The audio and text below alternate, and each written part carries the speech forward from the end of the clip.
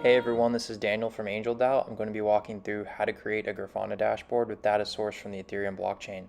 If you guys don't know, Grafana is a great tool to use in the crypto space for displaying custom data not available on other build-your-own analytic dashboards.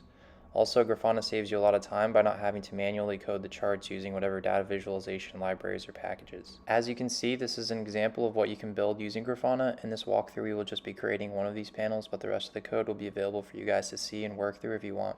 So just check the description box below for the full repo. And without further ado, let's get into it. So here are the technologies we are going to be using for this application. There's a lot of documentation for each of these technologies already existing, so I will not go further than walking you through where basically to click on download on the website. But anyway, the first is MongoDB. So we're going to go to the website. You're going to click on the software tab, community server, and then download the community server.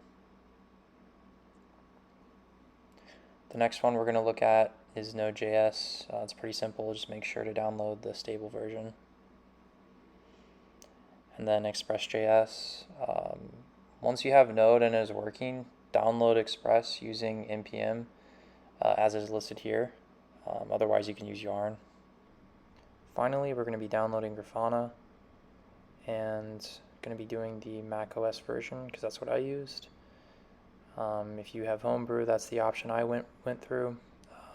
There was a problem with the plugins that I had. I included this additional information here. I'll make sure to put it on the GitHub. But once you guys have this up and running, I'll catch you in the next video.